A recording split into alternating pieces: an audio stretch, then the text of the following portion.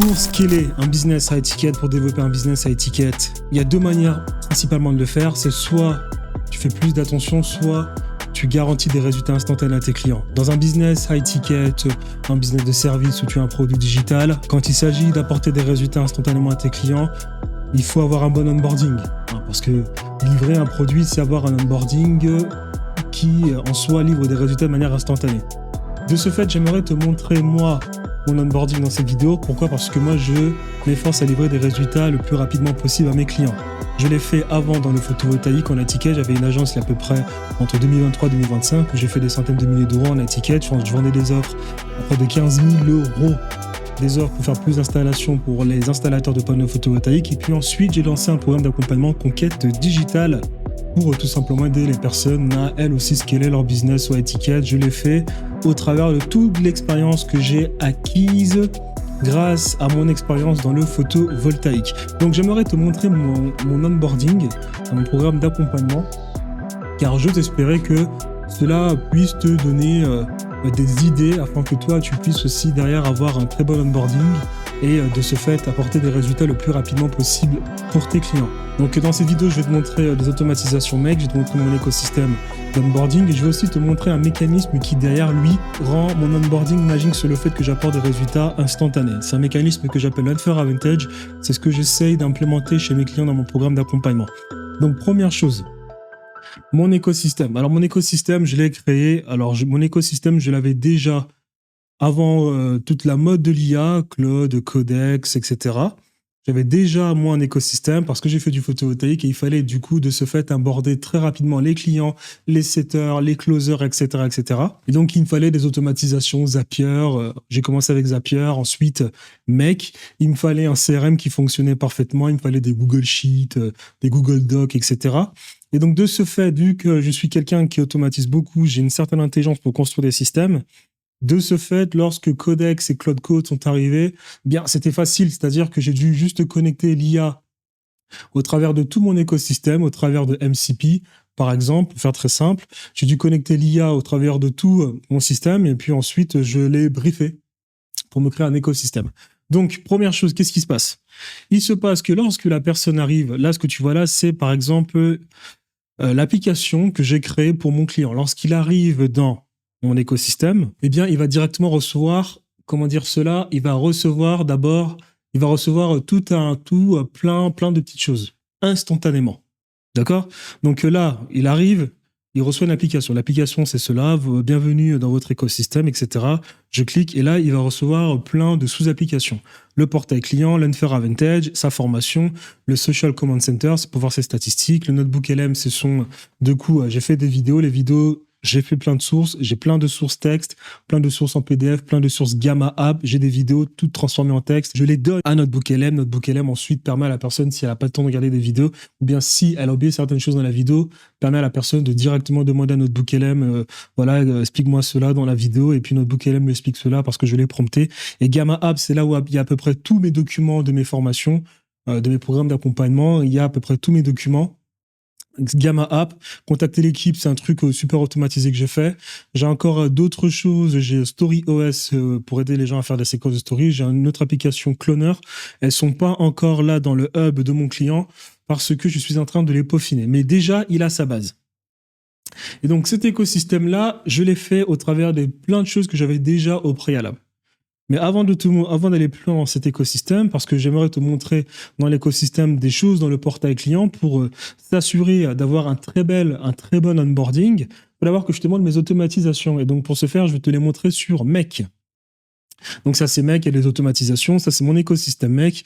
Je sais pas, je dois avoir à peu près 500 d'automatisation facilement. Et donc j'ai tout un pôle ici onboarding que tu vois là. Je vais les faire très simple en te montrant plutôt cette partie-là. Et donc, je vais t'expliquer très rapidement chacune des automatisations parce qu'il y en a 43 pour mon onboarding. Comme ça, j'ose espérer que cela te donne des idées afin, toi, si tu as un programme d'accompagnement, si tu as peut-être, tu as en tout cas un business à étiquette et qu'il s'agit d'onboarder des clients, il te faut un onboarding plus un Unfair Advantage. Et c'est ce que je vais te montrer dans cette vidéo. Alors, qu'est-ce que l'Unfair Advantage ? Je vais te l'expliquer tout à l'heure dans la vidéo. Ça, très rapidement avec ma keynote. C'est quoi ? C'est un mécanisme que tu vas ajouter dans une offre à étiquette, ce mécanisme, lui, permettant à tes clients d'avoir des résultats de manière instantanée. D'accord ? Donc, il y a plein de notions à maîtriser dans l'Unfair Advantage. J'ai fait une masterclass de 3 heures sur ma chaîne pour expliquer tout le mécanisme. J'ai posté plusieurs vidéos pour expliquer l'Unfair Advantage. J'ai pris l'exemple de clients que j'ai aidés à construire l'Unfair Advantage sur ma chaîne YouTube. J'ai pris l'exemple d'entrepreneurs qui ont dominé leur marché grâce à leur Unfair Advantage. Alex Hormozy, Alexis Chenz, Andrew Tate, Yumi Denzel, Shelby Sapp aux États-Unis, une femme qui fait beaucoup d'argent grâce à la vente closing par rapport aux femmes, Daniel Dalen. Il y a beaucoup d'entrepreneurs, non pas tant que ça en réalité, des entrepreneurs qui ont compris ce que l'Unfair Advantage, ont compris l'importance d'apporter des résultats de manière instantanée aux clients. Parce que ce que je t'ai expliqué tout à l'heure, c'est une phrase très importante. Soit tu scales en faisant plus de vues, soit tu scales en délivrant à tes clients des résultats instantanés, parce que qui dit délivrer à tes clients des résultats instantanés dit passer à la deuxième étape, c'est-à-dire un upsell, ou bien te dit tout simplement plus de, comment on appelle cela, de bouche à oreille, parce que tu apportes des résultats de manière instantanée, donc il y a des recommandations derrière. Donc en soi, tout ton écosystème, il y a une entropie qui s'accélère, ce qui va t'amener plus d'énergie au sein de ton écosystème. C'est de la thermodynamique. Et donc cet écosystème, il a 3 piliers fondamentaux que je vais t'expliquer à la fin, parce que d'abord, un onboarding, c'est quelque chose qui fonctionne de manière instantanée. Le client doit tout recevoir là, dans 2 minutes. Ici, 2 minutes plus tard, il reçoit tout. Quand tu es dans le digital, on est d'accord. Lorsqu'une personne achète une formation en ligne, elle a payé sa formation, la formation arrive 1 minute plus tard. Et ben c'est pas grave lorsqu'on a un produit high ticket, un consulting, une agence, etc. Des choses doivent être livrées instantanément. Au plus tard, dans les 72 heures, pour moi, c'est instantanément, maintenant. C'est ce que moi, je faisais dans le photovoltaïque. Mais on en parle plus tard de l'Unfair Advantage. D'abord, l'onboarding. Donc, je vais te montrer mes automatisations. Donc, à ce niveau-là, au niveau des automatisations, on a 43. Je t'explique très rapidement les automatisations. Ça peut te donner des idées. Donc, déjà, envoie formulaire onboarding Origin. Donc, Origin, c'est parce que mon programme d'accompagnement de la ticket s'appelle Conquête Digital Origin. Donc là, tu vois, il y a 4 premières étapes en 1. En fait, mon onboarding a 5 grandes étapes. Et donc, les 5 grandes étapes, il y a des sous-étapes. La première étape, je l'ai fait en 4 sous-étapes. La deuxième étape, en une sous-étape. La troisième étape, en une grande sous-étape, parce que la troisième étape est très large. La quatrième étape, je l'ai faite en 1, 2, 3, 4, 5 sous-étapes. Et la cinquième étape, je l'ai faite en 1, 2, 3, 4, 5, 6, 7, 8, 9, 10, 11, 12. À peu près une vingtaine de sous-étapes. La cinquième, parce qu'en fait, c'est du suivi de paiement en fonction de comment le client avance, des upsells, des relances, etc. Là, c'est vraiment du suivi de paiement. Donc, parmi les 4 premières étapes, qu'est-ce qui se passe ? Je t'explique. Ici, avec le closer, on s'entend. C'est-à-dire que j'ai créé plein d'automatisations. Avec Stripe et Make, d'accord ? Avec, là, tu vois, il y a beaucoup de choses, par exemple. Là, il y a beaucoup de choses. Ça, boum. Là, tu vois, Stripe, HTTP, c'est pour déclencher le webhook. Stripe, tu vois, ça dort. Il y a Go High Level ici. Bam, il y a tout un Discord, etc. Je vais pas t'expliquer module par module, sinon la vidéo fera 10 heures. Je vais aller très vite. Donc, qu'est-ce qui se passe ? Donc, moi, j'ai plusieurs webhooks sur Stripe. Lorsque quelqu'un paye, il y a des webhooks en fonction de est-ce que la personne a payé Conquête Digital ou bien Conquête Digital Premium ou Conquête Digital Origin. Origin, c'est pour le high ticket, pure high ticket. Premium avancé, normal, c'est pour les débutants. Et j'ai différents systèmes d'acquisition, webinaire, YouTube, profil funnel, etc. En tout cas, là, on parle de Conquête Digital Origin ou high ticket. Il se passe quoi ? Il se passe que j'ai créé plusieurs webhooks pour filtrer en fait les différents types de programmes. Ensuite, il y a aussi d'autres webhooks en fonction du prix, parce que le prix peut varier. Donc, qu'est-ce qui se passe ? Normalement, la personne, sur Stripe, j'ai créé différents produits. Un produit à 15 000, un produit à 10 000, un produit à 12 000, un produit à 8 000, à 7 000. En fonction de la personne qu'on a en face, on sait exactement comment la facturer, parce que l'Unfair Advantage que nous, on délivre au client peut varier en fonction de la personne. Le closer, lui, qu'est-ce qu'il fait ?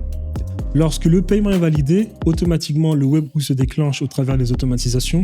Mon closer reçoit un SMS direct, un WhatsApp instantanément, avec dedans une sorte de formulaire fill-out. Et dans ce formulaire, je lui demande de remplir 4 cases. Tu me donnes directement le prix que tu as facturé, à la personne, tu me mets le montant, tu mets exactement le modèle de paiement, est-ce que c'est en 1 fois, 2 fois, 3 fois, nom, prénom, email, ça on les a déjà parce que normalement la personne a déjà mis ses informations. Tu me mets cela instantanément. Ensuite, lorsqu'il me les met, c'est vraiment 4 cases qu'il remplit directement. Boum, une autre automatisation se déclenche pour aller remplir cela dans le CRM. Donc, c'est-à-dire, on a la fiche client, plein de questions dans la fiche client qui ont été créées en automatique et elles se remplissent. Lorsqu'elles se remplissent, boum, directement. Là, alors si je me souviens bien, parce qu'il y a tellement d'automatisation, j'en ai plus de 500. Si je me souviens bien, la réussite pipeline, trigger de remplissage, voilà. Donc ça, cette automatisation-là, par exemple, qu'est-ce qu'elle va faire? On a plusieurs pipelines de vente. On a les pipelines des leads, les pipelines des clients, pipeline des leads en organique, leads en ads, clients ensuite en fonction des programmes. Donc cette 4e automatisation, elle va déplacer le nom de la personne directement dans le nom de la personne qui était soit dans le pipeline des leads en organique ou bien le pipeline des leads en publicité pour la déplacer ensuite dans le pipeline des clients au Rocket Digital. À partir de ce moment-là, boum, la 2e automatisation se déclenche. Donc, cette 2e automatisation, qu'est-ce qu'elle fait? Elle envoie un formulaire directement à mon client. Donc, un formulaire, boum, boum. Donc là, c'est pareil. On update le contact, envoie directement Discord. Parce que toute l'équipe reçoit un Discord avec les informations de la personne, ce qu'elle a payé, son modèle de paiement, le prix de son paiement. Le closer est prévenu que tout a été validé. La première étape a été validée, il n'a absolument plus rien à faire. Ça, je te dis ça, la première étape, elle se fait en 2 minutes, même pas 10 secondes. C'est instantané. Et donc, de ce fait-là, tu vois, il y a des Google Docs, Go High Level, il y a Sign Now, c'est avec ça que je signe mon contrat. Sign Now, il y a Google Docs, Go High Level. Là, il y a plein de triggers HTTP. C'est via les API. Il y a des API qui tournent. Voilà. Donc ici, qu'est-ce qui se passe? Il se passe que, boum, la 2e étape est enclenchée grâce à la première étape. Et là, directement, parce qu'on a rempli les informations, parce que le closer a rempli avec ses informations suite au petit formulaire de 4 questions que je lui ai posé, et vu qu'il a rempli les informations, la fiche client du lead, parce que de base, c'est un lead. Quelqu'un laisse ses informations, on parle, on s'entretient avec la personne. Je t'invite à voir les 2 vidéos que j'ai faites sur les métriques KPI et le parcours du client à étiquette pour voir comment je qualifie mes leads. C'est ultra important. C'est un mécanisme exceptionnel. Je suis le seul à l'avoir créé parce que mon produit est extrêmement unique. Parce que je ne me suis pas forcément inspiré des autres. J'ai déjà beaucoup de choses dans ma tête. Voilà. Mais je n'aime pas les entrepreneurs, je n'aime pas l'entrepreneuriat, je n'aime pas le business. D'accord ? Moi, ce qui me passionne, c'est d'autres choses. Voilà. Comme la science, par exemple. Et donc, de ce fait, je ne coupe pas beaucoup d'autres entrepreneurs. Mais parce que, quand même, il faut faire du business, il faut apprendre chez les autres, je suis capable ensuite, moi, de développer des systèmes. Donc, de ce fait, parce qu'on a mis les informations, le contrat est créé en automatique au travers d'une API que tu as vue et Sign Now. Le contrat est créé automatiquement. C'est un contrat qui a été fait par un avocat qui m'a facturé 5 000 €, Jésus-Christ.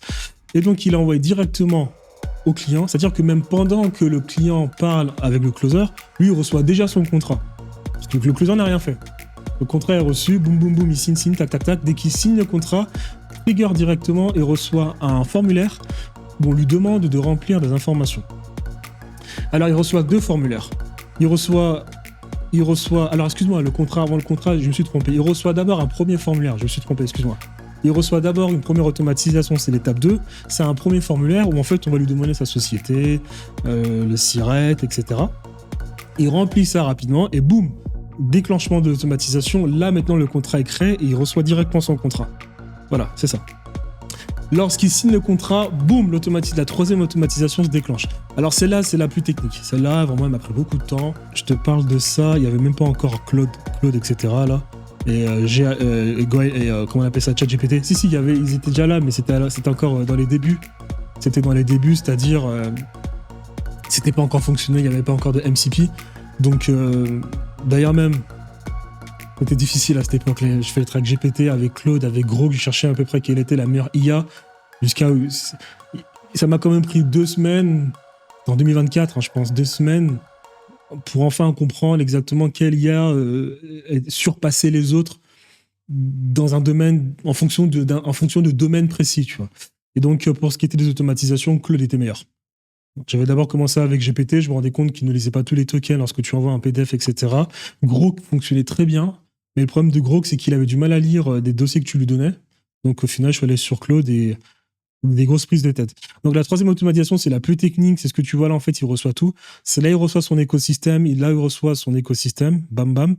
Il va recevoir ses accès Google Drive, il va recevoir un email de upsell directement, il va recevoir un accès Discord, il y a des alertes pour les clients.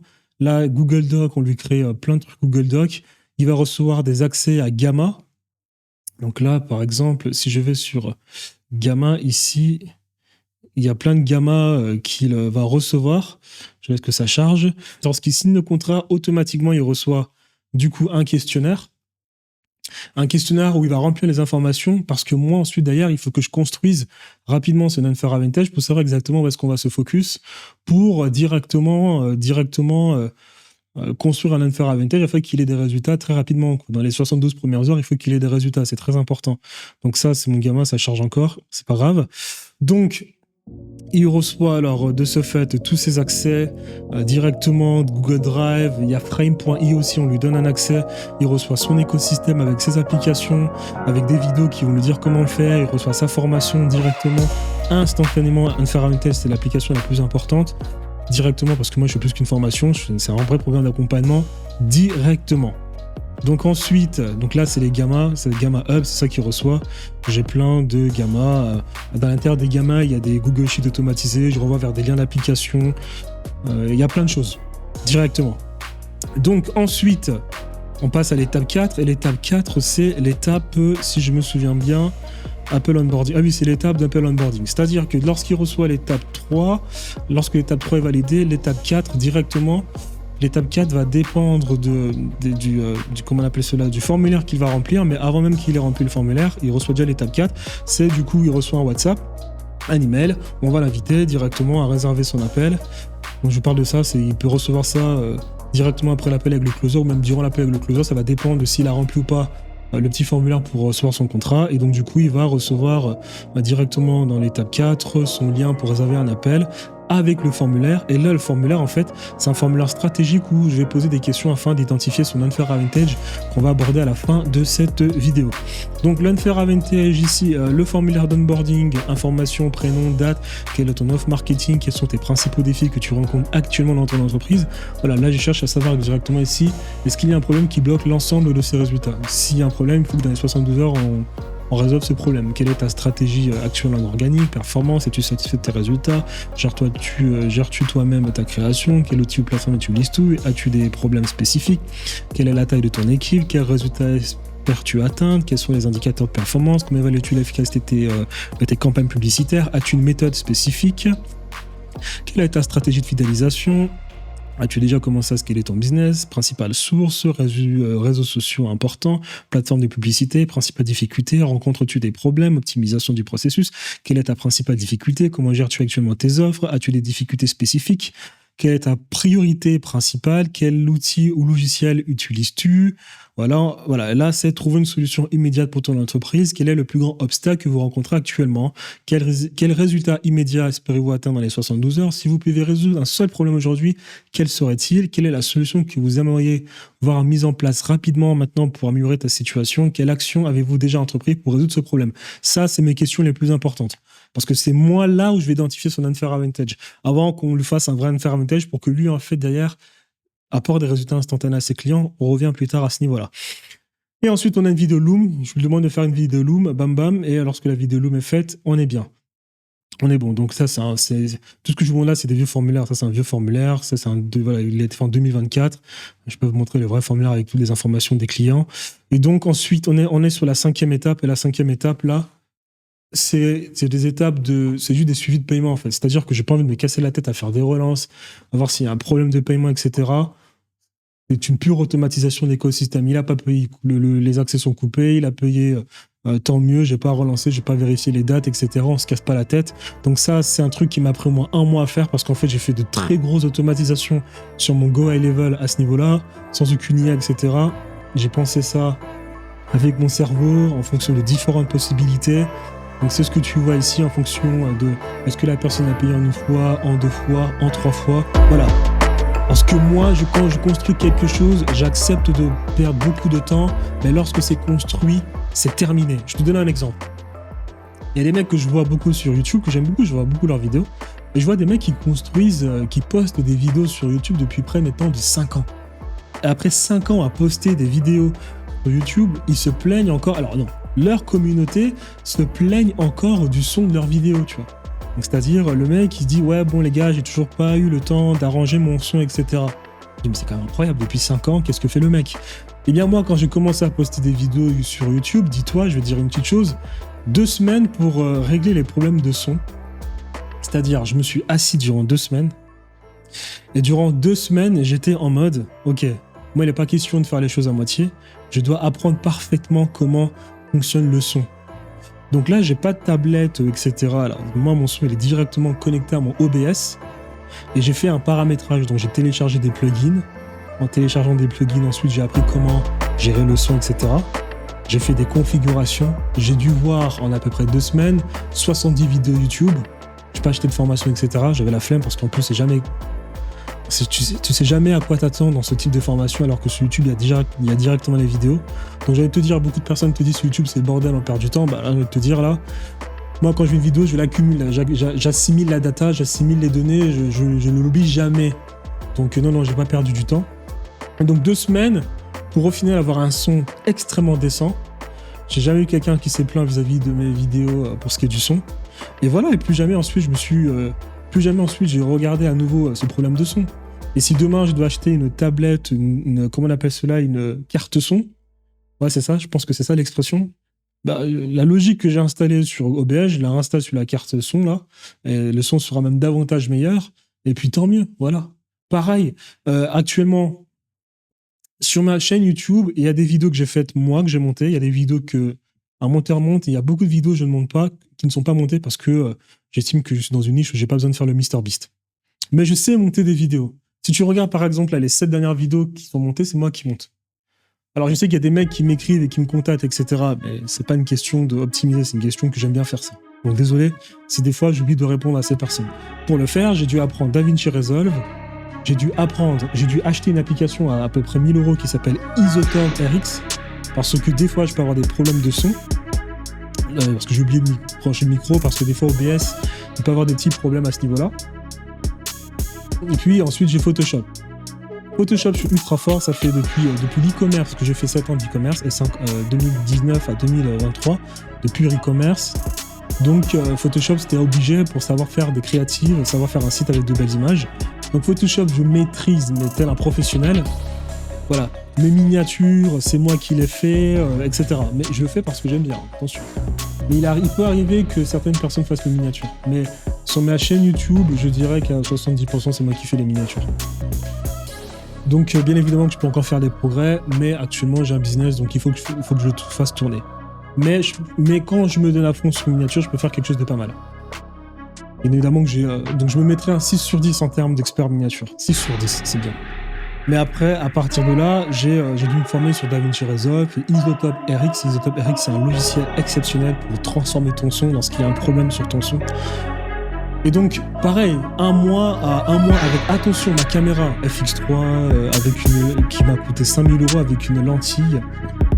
Bon, j'ai 2 lentilles, j'ai 2 lenses, mais la principale lens que j'utilise, c'est une G-Master 50 mm f.12 d'ouverture focale, donc qui fait effet bokeh, meilleure lens de 2022-2021, ça coûtait 2500, etc.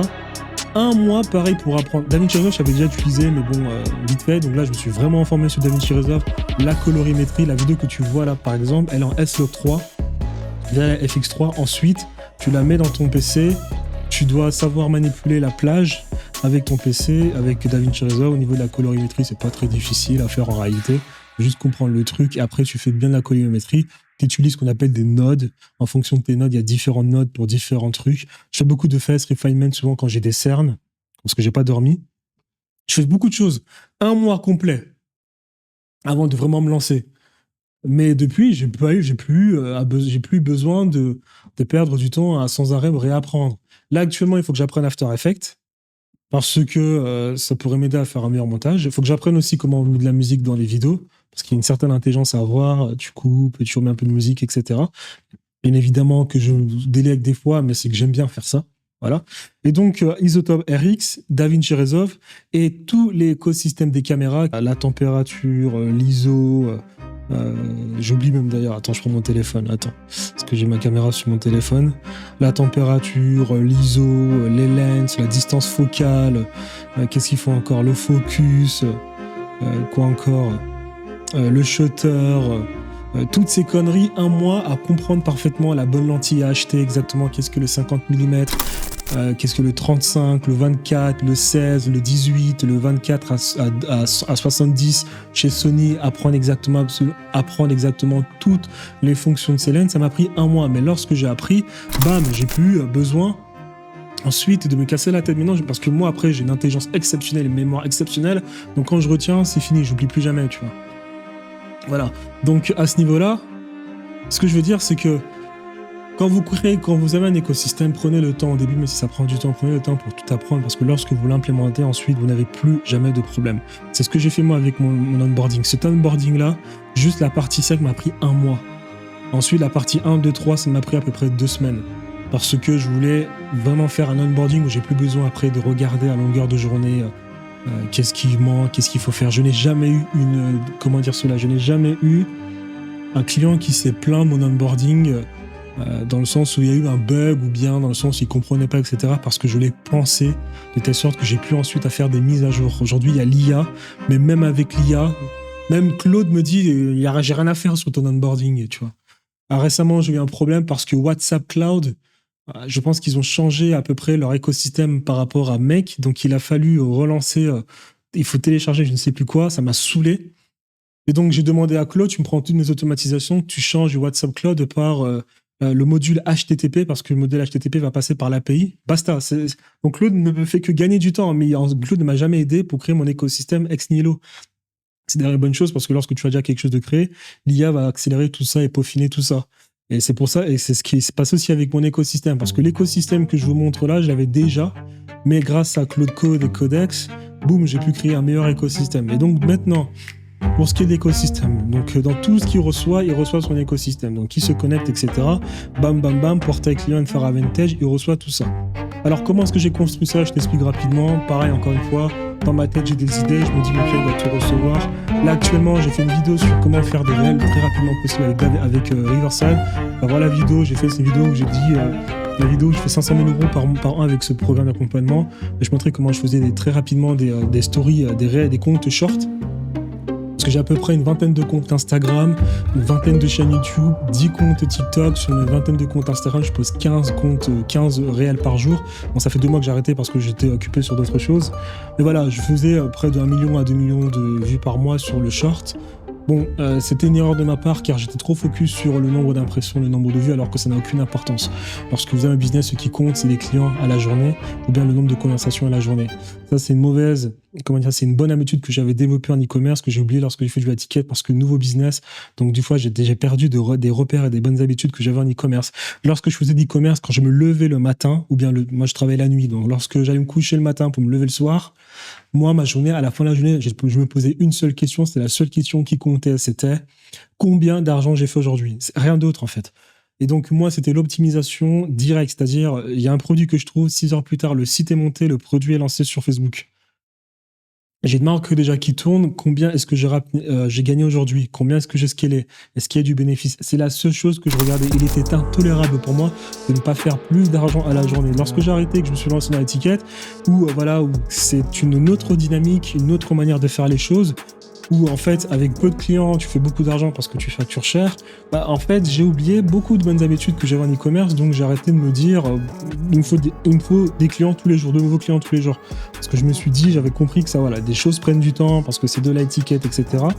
Alors, j'ai pas eu ce problème, j'ai tout de suite ce problème avec YouTube et le programme Conquête Digital. J'ai pas eu ce problème avec le photovoltaïque parce que le photovoltaïque, c'était comme l'e-commerce.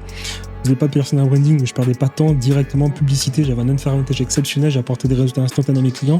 Donc, je leur permettais d'avoir des installations. Là, ils signaient avec moi le matin, le soir, ils pouvaient installer un nouveau panneau solaire. Directement. Parce que moi, je faisais en fait tout le travail au préalable de mon client. Donc, quand je le contactais, j'ai déjà tout fait pour toi. Tu vois. C'était mon Far Advantage. On en parle plus tard. Et donc, à ce niveau-là, Pareil, quand je regardais mes métriques, j'étais toujours dans ma dynamique e-commerce. J'avais une équipe, on était plusieurs, on était au final une vingtaine. Et donc, à la journée, on regardait directement le nombre d'appels bookés. Mais lorsque je me suis mis à faire l'organique et puis YouTube, etc., étant donné que je savais que ça prenait du temps, etc., j'ai littéralement oublié mes métriques et donc de ce fait, je regardais les choses qui n'étaient pas importantes. Le nombre de vues en contenu short, ça ne sert à rien, on s'en fout, ça ne sert à rien. Ce qui compte lorsque tu as une chaîne YouTube, mais lorsque tu fais du personal branding, mais lorsque tu crées du contenu, la seule chose qui compte, c'est le nombre de conversations déclenchées à la journée, le nombre de conversations de qualité, le nombre de conversations que tu as transformé en appels de qualification, le nombre d'appels de qualification que tu as transformé en appels bookés, et ensuite, derrière, si tu as closé, tant mieux. Mais la première métrique est le temps de réponse entre chaque partie du système, très important. Les deux métriques fondamentales que tu dois regarder lorsque tu as ce type de business comme j'ai là maintenant sur ma chaîne YouTube, ce sont les deux métriques, le nombre de conversations déclenchées à la journée et le temps de réponse. Ton temps de réponse doit être de 2 secondes. Tu as reçu un message, et 2 secondes plus tard, tu as répondu, que ce soit ton setter ou toi-même. 2 secondes plus tard, j'en ai rien à taper. Tu te débrouilles. L'autre métrique, c'est le nombre de conversations déclenchées à la journée. Voilà. À partir de là, maintenant, tu descends jusqu'à appel closé, nouveau client. Ça, c'est moins important. Mais il faut vraiment commencer à partir de ces deux métriques-là parce que c'est les plus importantes, parce que naturellement, lorsque tu commences bien, tout le reste va venir. Voilà, si tu es là en train de te dire le nombre d'impressions que je dois faire à la journée, en plus, tu es en high ticket ou bien tu as des clients, tu es dans une certaine niche où tu n'as pas besoin de faire du MrBeast pour toucher tout le monde, tu regardes mal les choses. J'ai fait cette erreur, ne la faites pas. Donc, dans mon écosystème ici, la chose qui va nous importer, c'est portail client. Donc là, c'est mon portail client, je me connecte, bam. Donc là, je me suis connecté en tant que client, je me connecte en tant qu'admin. Je vais faire une vidéo pour vous expliquer mon portail client. Là, j'ai toutes les informations de mes clients. Boum, boum. Là, je me parle. Là, tac. Donc, c'est un prototype parce que je ne peux pas montrer les vraies informations des clients, bien évidemment, mais c'est un prototype. J'ai pris mon portail client. J'ai dit, Claude, tu me dupliques. Basta, boum. Donc, qu'est-ce qui se passe ici? J'ai dashboard, il y a toutes ces informations. Mon business, il y a toutes ces informations. Il répond à ces questions parce qu'ensuite, il y a les automatisations qui tournent. Session, ça, c'est pour les appels. Bam.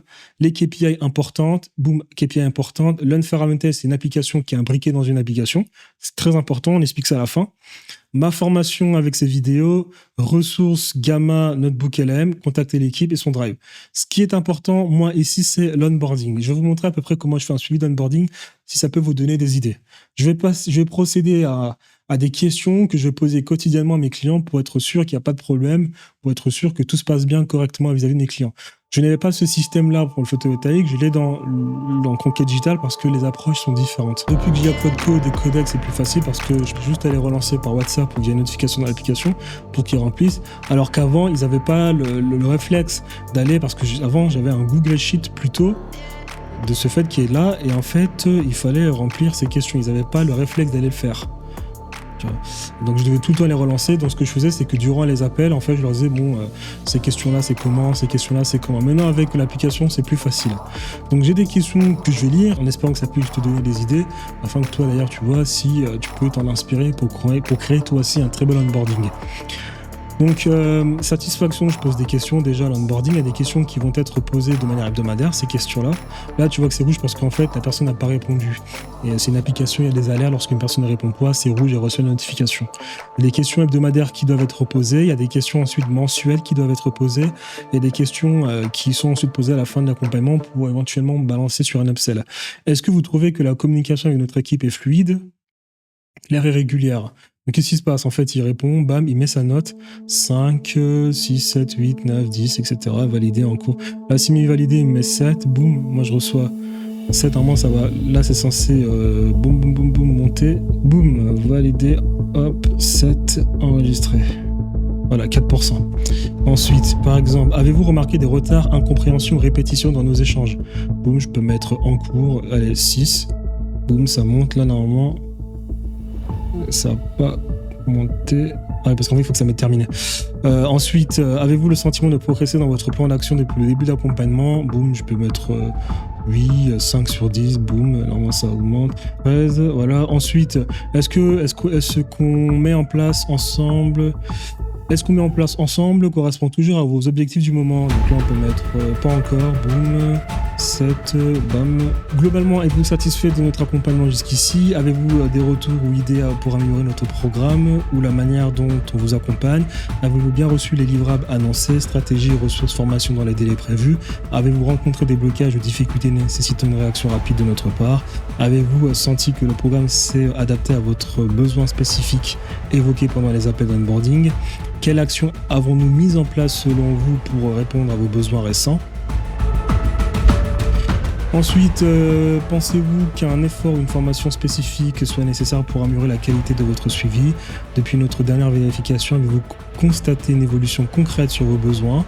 Quelles sont les actions les plus importantes que nous avons mis en place récemment pour résoudre votre blocage? Ici, en fait, il répond. Boum. Après, mais oui, encore validé, pas encore. Ensuite, mensuellement, d'après vous, qu'est-ce qui a le mieux fonctionné jusqu'ici? Avez-vous remarqué des motifs récurrents, positifs ou négatifs dans votre expérience? Et après, à la fin de ce stade, ressentez-vous une vraie valeur ajoutée dans ce programme? Et quels conseils recommandez-vous quels conseils, recommandations ou ajustements pourraient, selon vous, renforcer durablement vos résultats? Donc ça, c'est de manière générale.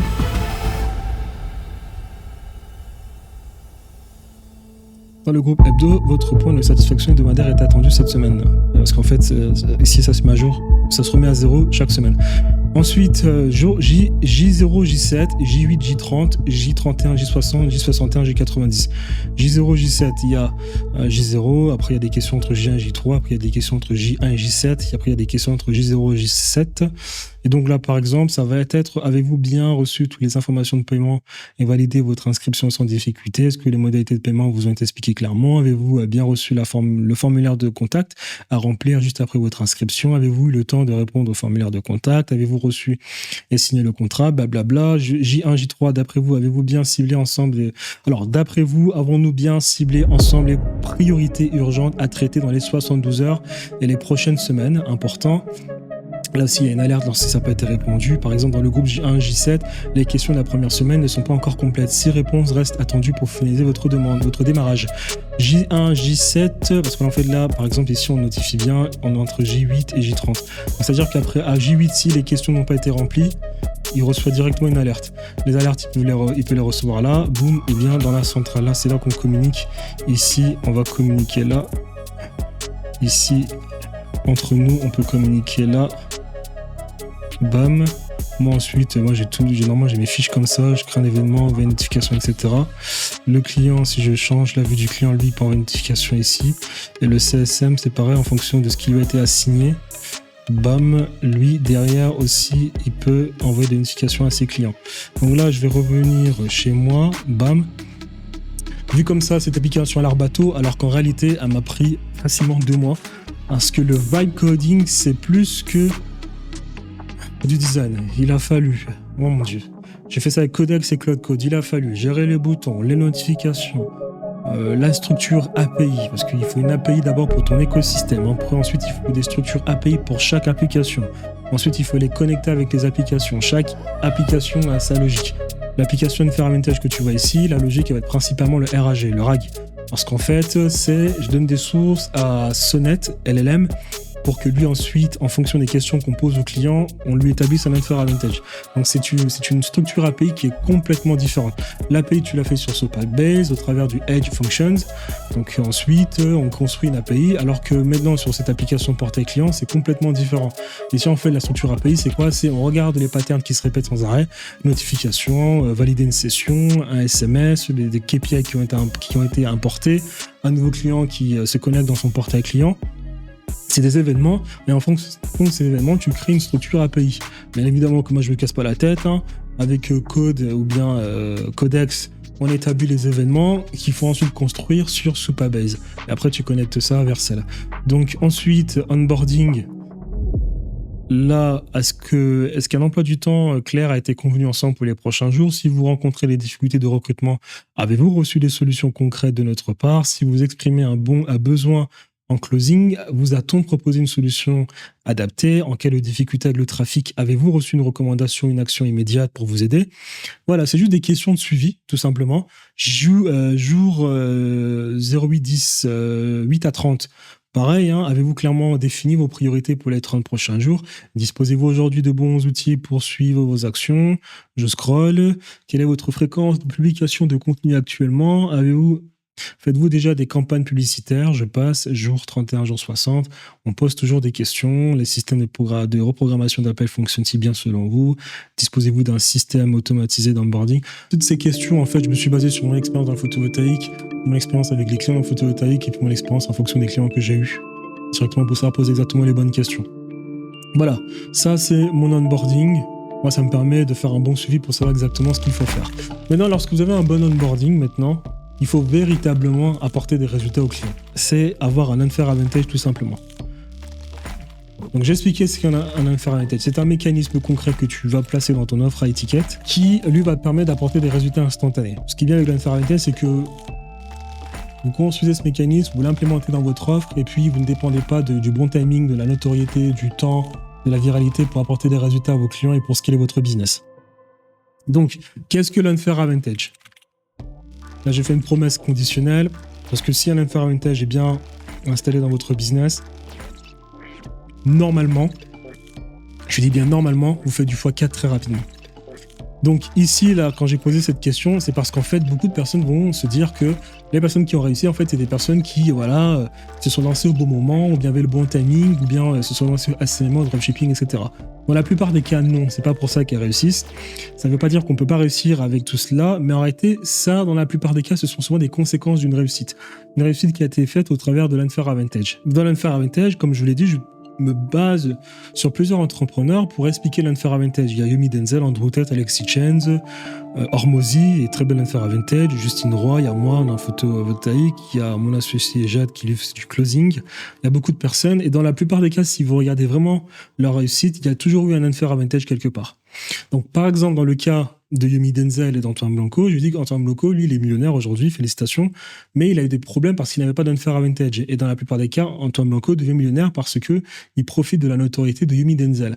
Donc, si vous analysez profondément souvent la réussite des personnes, vous allez très vite vous rendre compte que souvent, leurs réussites sont souvent, en réalité, liées plutôt à leur réussite, si elle est passée par le bon timing, le réseau, etc. Souvent, en fait, c'est des réussites indirectement.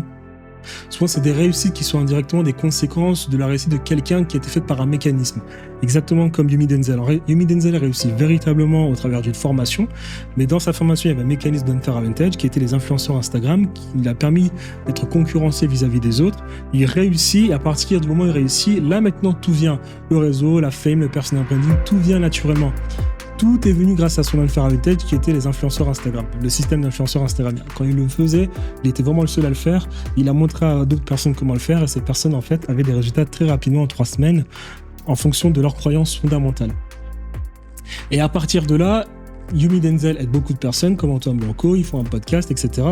Antoine Blanco profite de la notoriété de Yomi Denzel, il scale très vite, mais il redescend très vite parce qu'il n'avait pas d'unfair advantage. J'ai sa définition qui est ici, c'est un mécanisme concret indépendamment de notoriété, de bon timing, de réseau, de viralité, de personal branding, qui naturellement doit apporter des résultats instantanés pour vos clients, pour vous développer votre business et pour eux avoir ce qu'ils veulent. Ça peut être du B2B, donc vous permettez à vos clients de développer leur business. Ça peut être du B2C, donc satisfaction garantie. Ensuite, vous allez plus loin avec cette personne.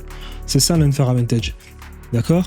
Rapidement, facilement. Et il a 3 piliers l'unfair advantage. Le premier pilier, c'est les croyances fondamentales du client. Donc, qu'est-ce que les croyances fondamentales du client ? Les clients, c'est simple. Ils veulent quelque chose, émotionnellement parlant. Cette chose, ils la veulent rapidement, facilement, sans fournir le moindre effort. Le mode opératoire doit être facile à comprendre, facilement implémentable. Et en plus, s'ils doivent recevoir ce qu'ils souhaitent au travers d'une personne, il faut que cette personne, elle ait parfaitement confiance en elle. Ça, c'est les croyances fondamentales. Donc, je vous donne un exemple.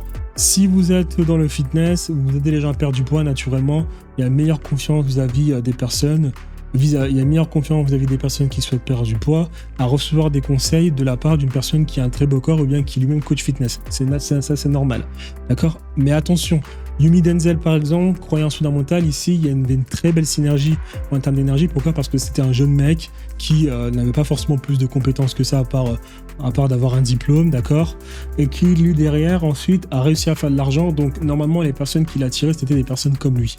Donc, des personnes qui, quand je dis gagner de l'argent, attachement émotionnel, rapidement, facilement, sans fournir d'efforts, mode opératoire facilement compréhensible, facilement implémentable et au travers de la personne à qui on fait le plus confiance, ces critères ont été respectés dans l'unfair-advantage Yumi Denzel. C'est-à-dire le mec jeune qui n'a pas forcément de compétences, qui n'a pas forcément de diplôme, qui a pas forcément de faire un crédit à la banque, qui n'a pas forcément envie d'aller aux États-Unis d'Amérique pour aller profiter de l'écosystème américain, mais il veut faire de l'argent, beaucoup d'argent, facilement, rapidement.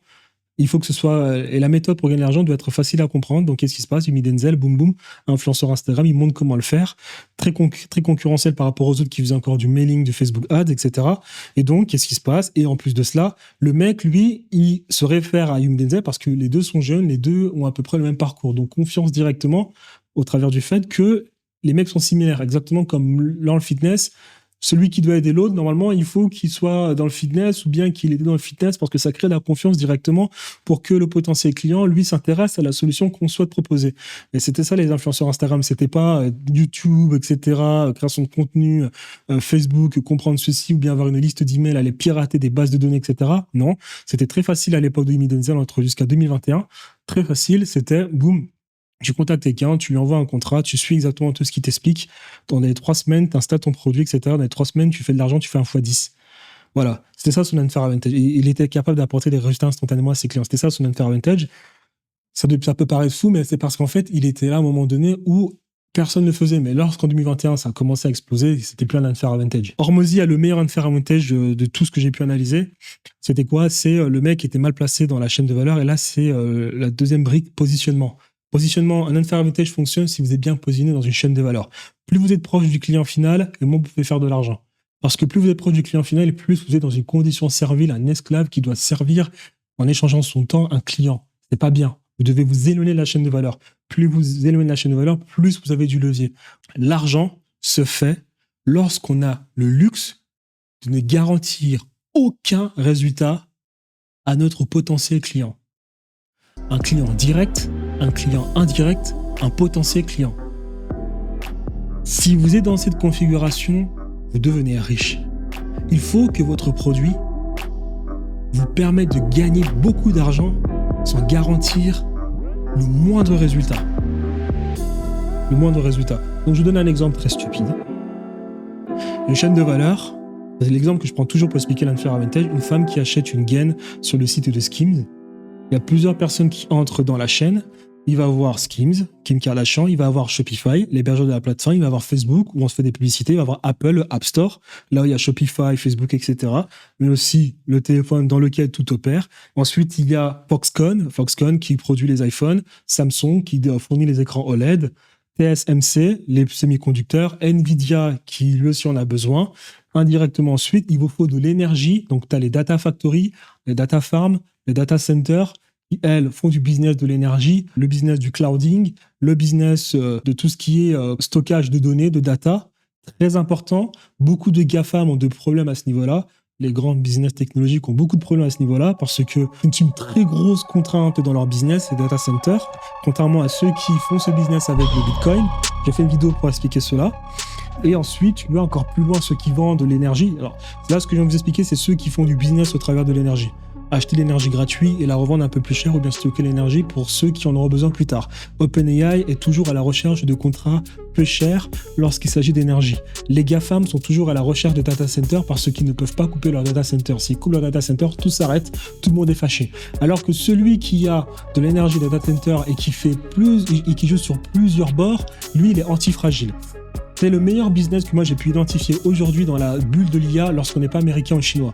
Si on est français, anglais, africain, asiatique, on est dans un pays de classe moyenne. La France est un pays de classe moyenne, désolé, c'est la vérité. Le meilleur moyen de profiter de toute la folie américaine vis-à-vis des semi-conducteurs et de l'IA, c'est de faire du business de l'énergie. La seule contrepartie dans ce business, c'est d'aller au Texas pour jouer avec le business vis-à-vis de ERCOT, le distributeur d'énergie. Ce qui est bien au Texas, c'est qu'en fait, le Texas, la terre du Texas appartient au secteur privé slash gouvernement texan ne sont pas complètement en accord avec la constitution américaine à ce niveau-là, ou en fait dans les 49 autres États, je pense qu'on a plus un parce qu'il y a Hawaï maintenant, dans les autres États, à la base c'était le gouvernement qui en était propriétaire, ensuite par jeu de rachat, etc., de business, de capitalisme, t'as les propriétaires dans le secteur privé. Le Texas, je pense que dans sa constitution, il peut quitter à tout moment les États-Unis d'Amérique et les terres du Texas n'appartiennent que à la constitution texane. Le privé au Texas, ils sont quelque part à peu près indépendants à ce niveau-là. Ils ont toujours, on va dire, un backdoor si les États-Unis ça capote. Voilà. Donc à partir de là, en fait, il y a beaucoup de choses à faire au Texas. Vous allez là-bas, c'est tiers-monde alors qu'ils ont le PIB de la France parce que tout est possédé par le secteur privé. ERCOT, etc., les data centers, etc. T'arrives là-bas, t'es vraiment propriétaire. T'as pas besoin de dealer à longueur de journée avec le gouvernement. Et donc à ce niveau-là, ceux qui font l'argent dans cette business de l'énergie, ce sont les personnes qui sont là-bas, installent des data centers, installent tout ce qui va permettre à stocker de l'énergie. Le problème du Texas, c'est que des fois, ils ont des catastrophes naturelles et du coup, ERCOT, lors des catastrophes naturelles, ne peut pas fournir de l'électricité à tout le monde. Elle ne peut le faire que s'il y a des personnes qui sont prêtes, au lieu de demander l'électricité, à donner cette électricité. Ça permet de revenir à l'équilibre pour ce qui est de l'offre et de la demande. C'est ce que font actuellement les GAFAM. Pour ça qu'il y a beaucoup de personnes qui sont au Texas, mais il y a des indépendants qui le font, qui font beaucoup d'argent. Moi, j'ai découvert ça sur YouTube au travers de la chaîne Grand Angle, Richard Détente. C'est un business qui me passionne. Franchement, c'est l'une des seules opportunités que j'ai pu identifier où on peut vraiment bénéficier de toute la folie de ces boîtes surévaluées, des boîtes technologiques surévaluées. Qu'est-ce qui se passe? Il se passe que ERCOT littéralement te paye. En fait, c'est le marché de l'énergie littéralement qui te paye pour l'électricité. Toi, tu as l'électricité. Ça demande quelques petits contrats entre ton terrain que tu as racheté, tes data centers que tu vas installer, tes data farms, ton stockage d'énergie que tu vas installer, tes petits contrats avec ERCOT pour que les lignes, comment on appelle cela là, les transmissions d'électricité se fassent entre les installations ERCOT et puis ton data farm. Pour que cela se fasse, il faut des petits contrats, bien évidemment. Toi, tu es littéralement payé pour avoir l'électricité de ERCOT parce qu'il faut qu'elle se débarrasse de cette électricité. Tu as de l'électricité, tu es payé pour l'électricité, donc c'est-à-dire que c'est même pas gratuit. Tu as été payé pour avoir cette électricité, tu vois, cette électricité. D'ailleurs, qu'est-ce qui se passe ensuite, toi? Tu peux la revendre à des mecs qui ont tout le temps besoin d'énergie pas chère. Voilà, donc OpenAI par exemple, OpenAI signe des contrats avec des redistributeurs d'électricité, mais ils peuvent aussi signer des contrats avec des compagnies comme celles que je viens de t'expliquer qui sont capables de vendre de l'électricité pas chère. Parce que quand moi j'ai de l'électricité, je peux me permettre de ne pas être très capricieux lorsqu'il s'agit de revendre mon électricité. Donc ça peut intéresser OpenAI, etc. Alors je sais qu'ici il y a quelques contraintes par contre au niveau des contrats qu'il faut faire avec OpenAI, etc. Et il y a quelques contraintes vis-à-vis de la loi.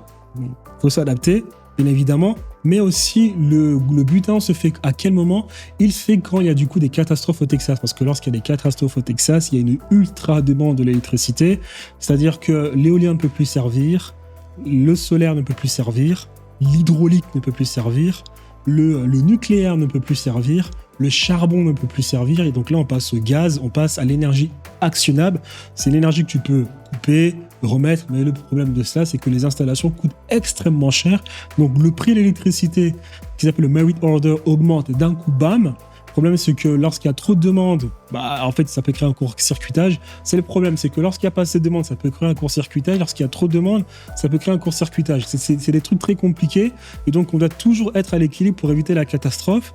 Et donc, en fait, là, cette situation vous permet de comprendre parfaitement l'offre et la demande.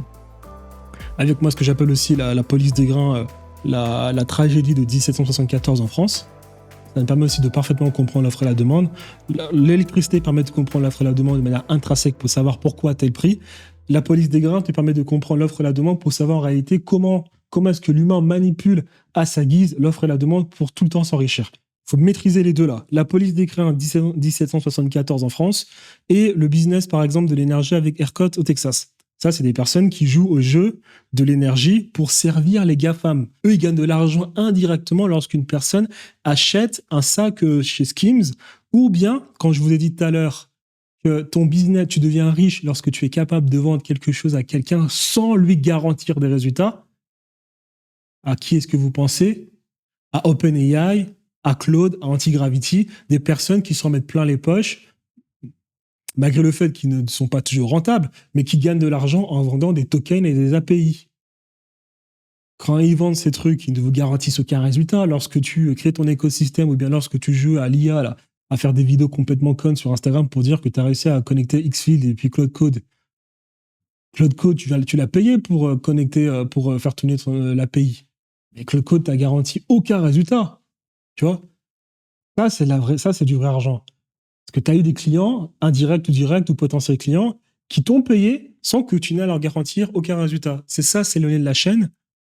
C'est ça, avoir du levier. Mais d'ailleurs, ensuite, tu as encore plus de personnes. Tu as Aramco, du pétrole, tu as les mecs qui vendent de l'énergie. Aramco, lorsqu'ils vendent de l'énergie, ils garantissent aucun résultat à Apple, à TSMC, à Nvidia, à OpenAI, qui eux doivent gérer leur contrepartie en termes d'énergie. Et encore, tu as des bâtards encore plus loin derrière, ceux qui contrôlent la Fed. Donc, c'est-à-dire tous les esclavagistes anglais, les esclavagistes hollandais, les esclavagistes espagnols, les esclavagistes italiens, les esclavagistes français, qui se sont mis plein les poches lorsqu'il fallait faire du sale en éliminant les Amérindiens et en ramenant des Africains après avoir fini d'esclavagiser toute la population blanche qui était à disposition de leur terrain. Ils s'en sont mis plein les poches. Ça a ensuite créé... Lorsque tu fais un business brut qui te permet de gagner de l'argent, ensuite, instinctivement parlant, tu investis cet argent. C'est comme ça qu'on crée des banques. Le premier à faire du capitalisme suite à l'Empire romain, c'était l'Italie. L'Italie qui faisait du commerce au travers de l'Espagne musulmane, au travers de l'Égypte et du Levant. Pendant que les Germaniques, les barbares, là, étaient en train de faire un rapport de force sur des populations de l'Empire romain, quoi. Des Juifs, des Noirs et des Ibériques. Voilà, donc pendant que eux faisaient les tarés, l'Italie, elle, parce qu'elle était protégée par les mers, notamment Venise, elle a pu continuer de faire du capitalisme. Donc ces gens-là, à faire des rapports... Donc l'Italie a été déjà dans les bails d'investissement, c'est-à-dire qu'elle a fait de l'argent grâce au commerce, passant par la mer orientale. Cet argent a été transformé en investissement. Voilà pourquoi l'Italie a une révolution économique bien avant, une révolution plutôt, culturelle bien avant. Parce qu'en fait, la base, lorsque tu regardes les patterns au niveau de civilisation, c'est je fais un business simple, de l'échange, du commerce pur et dur, j'emmagasine de la richesse, je commence à faire l'investissement, et au travers de cela, des économies filles naissent. C'est de la thermodynamique aussi, ordre local, créer différents ordres locaux afin de réduire un maximum l'entropie. C'est aussi de l'économie, un business de production, un business mère, oui, si je peux dire cela, créer des business filles. Et les business filles, ce sont des business d'investissement et des business culturels. Donc ça va être quoi? Ça va être une meilleure éducation, l'immobilier, la culture, et la banque et l'investissement. Donc les Italiens, c'est comme ça qu'ils sont mis en plein les poches pour ensuite après aller influencer les Germaniques et leur apprendre comment on fait du business. C'est comme ça que le capitalisme est arrivé en Angleterre par un mec qui s'appelle Thomas Cromwell en 1534, qui allait apprendre aux Tudors comment faire du business. Au lieu de faire du rapport de force au niveau des terres, des monastères, je vais apprendre comment faire du vrai capitalisme. C'est ce qui s'est passé aussi avec les Français. Les Médicis se mariaient avec les Autrichiens, les Français, etc.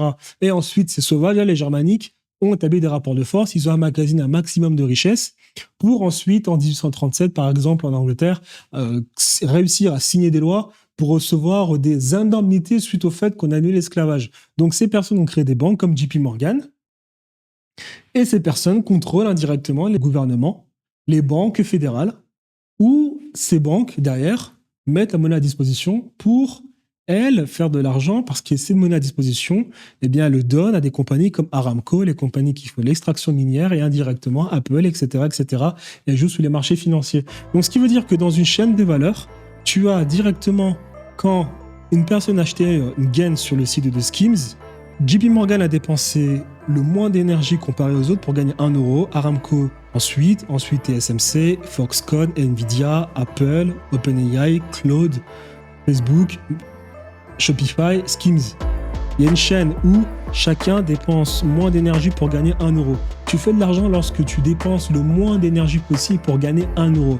Tu fais de l'argent lorsque tu es capable de vendre quelque chose sans garantir le moindre résultat à tes clients. C'est ce qu'on appelle la force de production, d'où la phrase que j'ai mise ici, le positionnement. Et ensuite à cela, dans ton positionnement, tu dois utiliser correctement des leviers. Code, médias, argent, humain. Et ensuite, derrière, tu dois savoir utiliser l'awareness. C'est ta capacité à être viral indépendamment des contraintes de la société. Apple n'a aucune contrainte pour faire du marketing, alors que Glencore a beaucoup de contraintes. Aramco a beaucoup de contraintes. Aramco, c'est les deals entre leurs maîtres, les anglo-américains. Voilà, on n'oublie pas quand même que les Saouds existent parce que les Anglais avaient besoin de protéger des ressources pétrolières. Les Al-Thani, les Al-Nahyan, les Khalifa, les Saouds, c'était tous des sauvages. Les Anglais les ont récupérés, parce que les Anglais aiment bien récupérer les sauvages parce qu'eux se soumettent très bien lorsqu'il faut protéger les intérêts de l'Empire. Ça a commencé en 1889 lorsqu'on a découvert du pétrole en Pennsylvanie. Boum! C'est comme ça que la guerre mondiale s'est accélérée. Elle s'est pas accélérée parce qu'un Serbe allait bombarder, allait mettre une balle dans la tête à un Autrichien. Ça, c'est des conneries. C'était une grande guerre au pétrole parce qu'on a trouvé la possibilité de passer du charbon au pétrole. C'est comme ça qu'en 1901, Churchill directement a senti le truc et a dit « faut qu'on passe au pétrole ». Et là, on va aller créer la Iranian Company Oil, le British Company. C'est à partir de là qu'on a tous les déboires là, au Moyen-Orient, en Afrique. Et donc, à ce niveau-là, les Anariens, etc., on les installe. Et nous, derrière, ensuite, on contrôle ces mecs. Et donc, Aramco, pour faire de l'argent, tout doit bien se passer politiquement parlant avec les Américains, avec les Anglais, qui ont moins de puissance aujourd'hui. Mais en réalité, l'argent que vous voyez en Amérique, en Israël, au Canada, en Australie, en Nouvelle-Zélande, en réalité, c'est les restes de l'Empire britannique. Hein. On a fait de l'argent chez les Britanniques, on s'est tous barrés. On est au Canada, on est aux États-Unis, on est rentré à Israël, on allait rapidement, on est resté dans la City à Londres parce que c'est une ville dans une ville. Hein. C'est une ville qui a sa police, son éducation, ses écoles, son gouvernement, peut-être pas ses écoles, j'abuse, mais en tout cas son immobilier, sa police, ses lois, sa constitution, une ville dans une ville. Voilà, il faut que ces gens, ce qu'on appelle les revolving doors en Angleterre, il faut que ces gens s'entendent, il faut que Aramco soit parfaitement aligné avec le MI6, la CIA, le Mossad, pour que tout se passe bien. Glencore, c'est pareil. Glencore, extraction minière. Il faut que tout se passe bien correctement au niveau du Congo, qu'on ait mis le bon proxy, Kagame et puis l'autre Congolais, que tout se passe bien avec Trump, pour que Glencore espère faire beaucoup d'argent. Mais lorsque ça se passe pas bien politiquement, comme Orano au Niger, boum, on perd les contrats. Alors que Apple, même s'il peut se passer des choses au Congo, ou bien la Chine ne s'entend pas avec les États-Unis d'Amérique, lorsque Apple veut vendre quelque chose, Apple a besoin d'un narratif. On n'oublie pas la phrase de Steve Jobs. To me, marketing is about values. To me, marketing is about values. Voilà, c'est ça en fait. Donc ça, c'est important dans ton business. Est-ce que tu as une bonne force de production d'awareness, c'est-à-dire cette capacité à n'avoir aucune contrainte par rapport à la société. Ça, c'est les 3 piliers d'Unfair Advantage. Et ensuite, lorsque tu as ces piliers-là, le positionnement et les croyances fondamentales, je vais les expliquer, tu as le mécanisme concret. Le mécanisme concret, c'est j'ai identifié les croyances fondamentales de mon client, je suis bien positionné dans la chaîne de valeur, quel est le mécanisme que je peux créer ? Et donc, à ce niveau-là, le mécanisme, si je vais très vite, là, dans ma masterclass, j'avais utilisé le mécanisme de toutes ces personnes. Moi, j'ai un 8 sur 10. Hormozy, je vais juste prendre le cas d'Hormozy parce que c'est le meilleur mécanisme. Hormozy, si tu prends l'exemple d'Hormozy, il était d'abord animateur de salle de sport. Lorsqu'il était animateur de salle de sport, il était trop proche du client final. Il a essayé de s'éloigner du client final. S'éloigner du client final, c'est quoi ? C'est passer d'animateur à propriétaire de salle de sport. Toujours trop de contraintes parce qu'il devait gérer la contrainte de bancaire, matériel, etc. Trop de contraintes. Il s'est davantage éloigné du client final en devenant consultant. C'est comme ça qu'au lieu d'être propriétaire des salles de sport, c'est-à-dire pour faire plus d'argent, il a besoin d'influencer plus de salles de sport. En étant consultant, il a plus de temps, pas forcément de contraintes matérielles, mais il peut davantage toucher les salles de sport. C'est ce qu'il a fait. Il s'est encore davantage éloigné du client final en étant consultant / fournisseur. Première chose. Deuxièmement, il a identifié les croyances fondamentales du propriétaire de salle de sport et de la personne qui s'abonne dans la salle de sport, c'est qu'il veut perdre du poids. Le propriétaire de salle de sport, c'est un entrepreneur. Qu'est-ce qu'il veut ? Il veut tout simplement gagner de l'argent sans forcément apprendre de nouvelles choses, sans forcément faire encore un crédit à la banque, etc. Hormozy a identifié cela. La deuxième chose, qu'est-ce qu'il a fait ? C'est qu'il a identifié les croyances fondamentales des personnes qui vont dans une salle de sport, qu'est-ce qu'elles veulent perdre du poids en travaillant le moins possible.